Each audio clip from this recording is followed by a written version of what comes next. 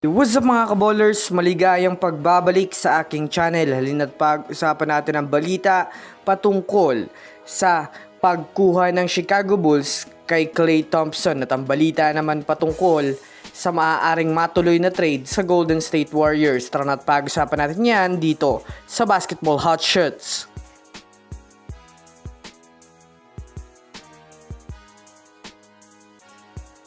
Una nga muna tayong dumako mga kaballers sa balitang interesado nga daw ang Chicago Bulls kay Klay Thompson. Kagaya nga po mga kaballers na naibalita ako sa inyo ng mga nakaraan kasalukuyan na nga sa ngayon available itong si Klay Thompson ngayon sa trade market. Ito ay dahil si Klay Thompson na nga po ang pinakaganawang pangunahing player ng Dallas na i-explore ang mga offer para sa kanya. Kumbaga, ginagawa na nga itong pain si Klay Thompson ng Dallas upang tingnan kung may mas magaling pang i-offer ang ilang mga team sa kanila dahil dito. Sa pinakabagong impormasyon nga po na lumabas ngayon, pinakauna nga ang team ng Chicago Bulls na nagpakita ng interes sa availability ni Klay Thompson sa pamamagitan ng trade. Since maganda nga po mga kaballers ang nilalaro ng Bulls ngayon, iniisip nila na mas babagay pa itong si Klay Thompson ngayon na itandem kay Josh Giddey bilang spot-up shooter.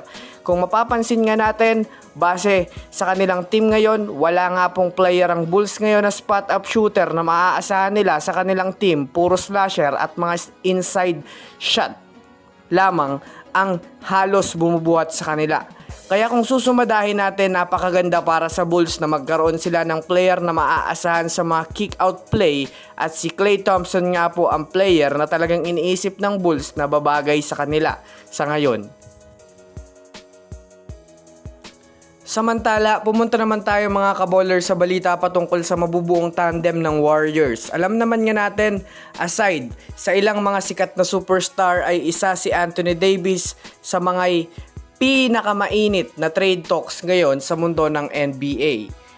Itinutulak nga po ng mga analyst ngayon na mas makabubuti nga daw para kay Anthony Davis na mapunta ito sa Warriors, lalo pat ito nga ang player ngayon ay inaasahang kukumpleto si championship lineup ng Warriors. Well, kahit man nga po mayroon na ngayon sapat na lineup ang GSW, ay alam naman natin na ang pinakamahina nilang parte ng kanilang kupunan ngayon ay ang kanilang ilalim. Yes mga kaballers, wala nga pong maganda sa nilalaro ng mga sentro ng Warriors. Kahit man nga mayroon silang 7-foot center na player, ay tila hindi man lang nga ito ramdam para sa kanila. Bukod pa dyan, pansin naman natin na purong depensa lang ang naaasahan ng Warriors kay Al Horford. Kaya talagang malinaw ngayon sa kanila na wala silang magaling na sentro. Malaki ang ibinibigay na impact para sa kanilang front court. Since maraming ang mga future players hawak ang Warriors, ay maaari nila itong maging trade asset sa mga team na kinakailangan magkaroon ng mga magiging leading scorer sa hinaharap.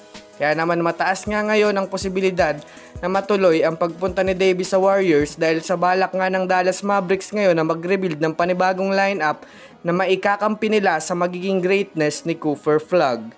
So yun lang muna mga kaballers, yan lang muna ating pag-uusapan sa ngayon. Pinutin ang subscribe and hit nyo na rin ang notification bell para sa masusunod na update sa mundo ng basketball. Again, this is Basketball Hot Shots. Thanks for watching.